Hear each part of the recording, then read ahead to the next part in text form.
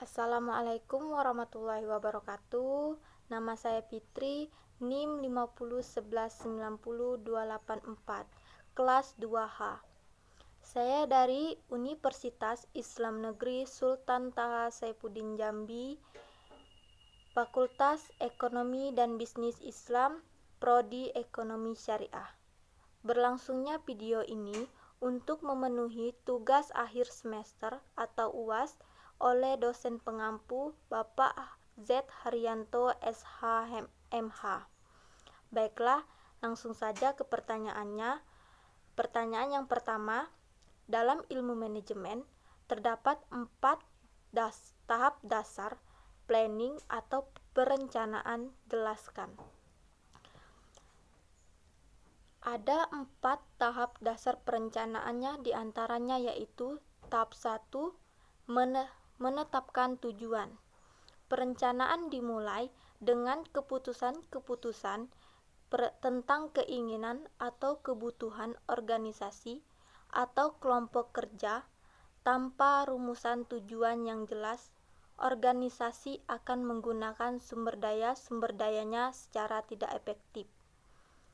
Tahap kedua, merumuskan keadaan. Pemahaman akan sisi perusahaan sekarang dari tujuan yang hendak dicapai atau sumber daya yang tersedia untuk pencapaian tujuan adalah sangat penting, karena tujuan dan rencana menyangkut waktu yang akan datang. Hanya setelah keadaan perusahaan saat ini dianalisa, rencana dapat dirumuskan untuk menggambarkan rencana kegiatan lebih lanjut. Tahap kedua ini memerlukan informasi terutama keuangan dan data statistik yang didapatkan melalui komunikasi dalam organisasi. Tahap ketiga, mengidentifikasi segala kemudahan dan hambatan. Segala kekuatan dan kelemahan serta kemudahan dan hambatan perlu diidentifikasi dalam mencapai tujuan. Oleh karena itu, perlu diketahui faktor-faktor lingkungan, intern dan ekstern, yang dapat membantu organisasi mencapai tujuannya atau yang menimbulkan masalah. Walaupun sulit dilakukan, antisipasi keadaan, masalah dan kesempatan serta ancaman yang mungkin terjadi di waktu mendatang adalah bagian esensi dari proses perencanaan. Tahap keempat, mengembangkan rencana atau serangkaian kegiatan untuk pencapaian tujuan.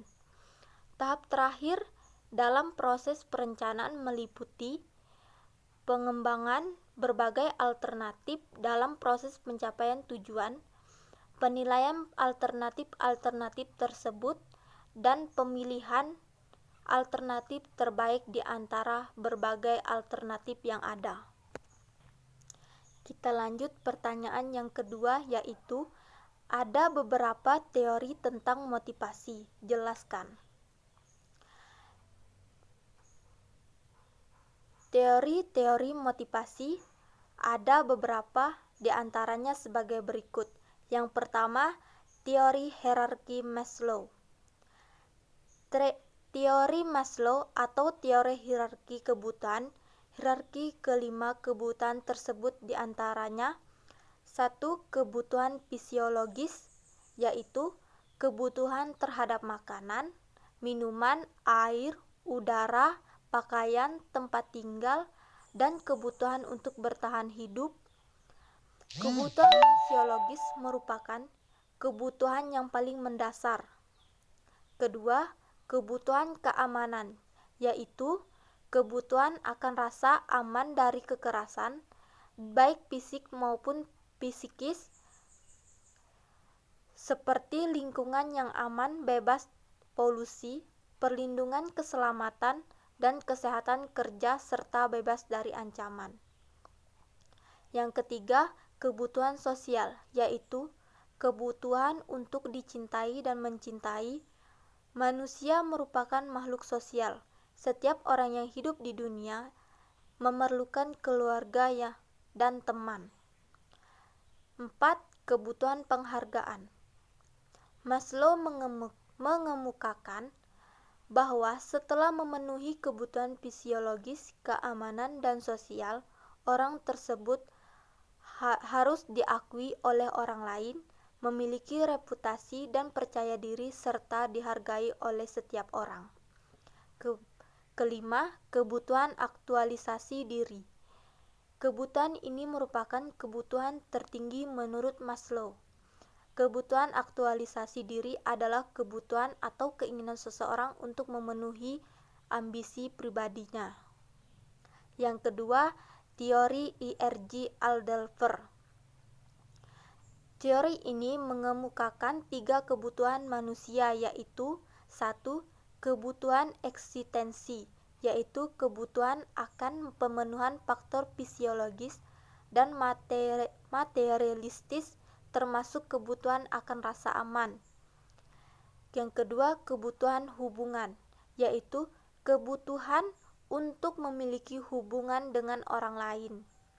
Yang ketiga, kebutuhan pertumbuhan, yaitu kebutuhan atau keinginan untuk bertumbuh dan mencapai potensi diri secara maksimal.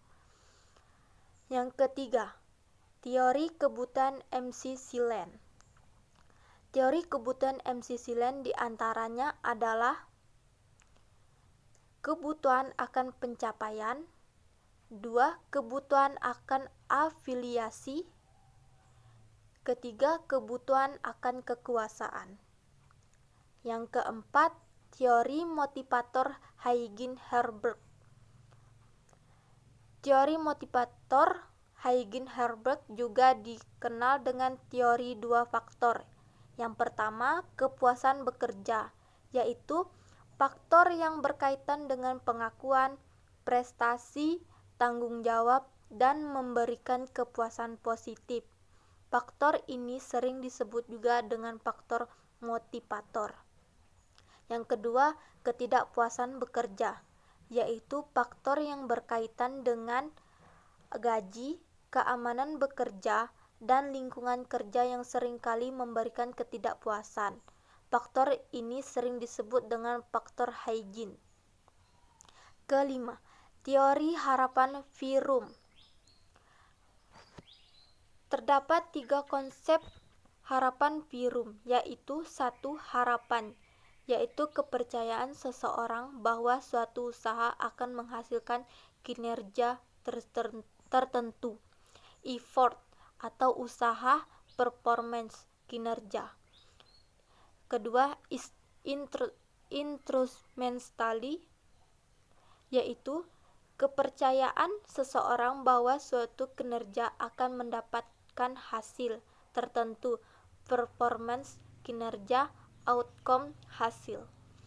Balance atau balance, yaitu mengarah pada nilai positif dan negatif yang dirujuk oleh orang-orang terhadap sebuah hasil.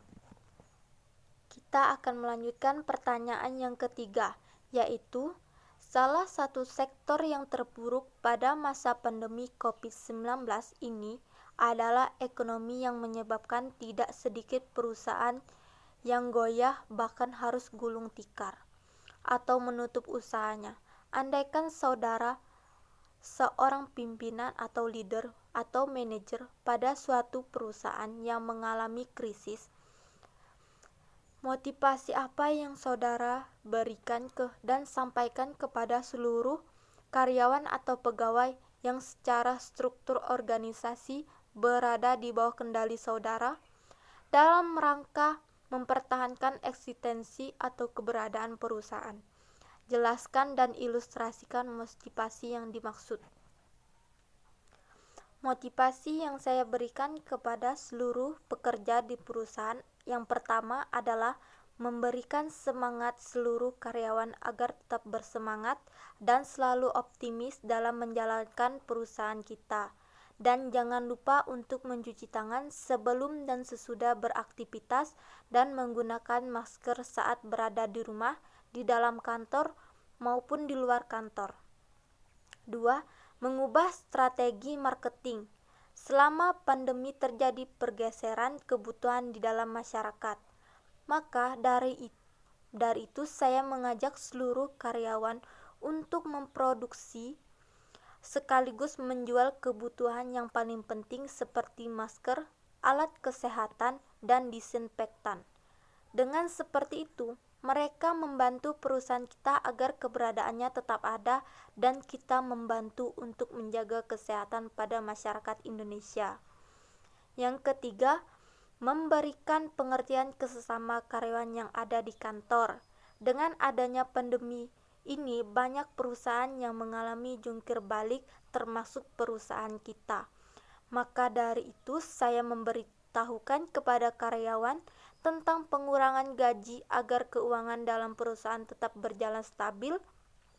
Dalam hal ini antara perusahaan dan karyawan bisa saling membantu dengan perusahaan tidak memberhentikan karyawan atau PHK dan karyawan menerima hasil keputusan dari saya, yaitu pengurangan gaji pada karyawan. Baiklah, hanya itu yang dapat saya berikan jawabannya. Lebih dan kurang saya mohon maaf. Saya akhiri, wabillahi taufiq wal hidayah. Wassalamualaikum warahmatullahi wabarakatuh.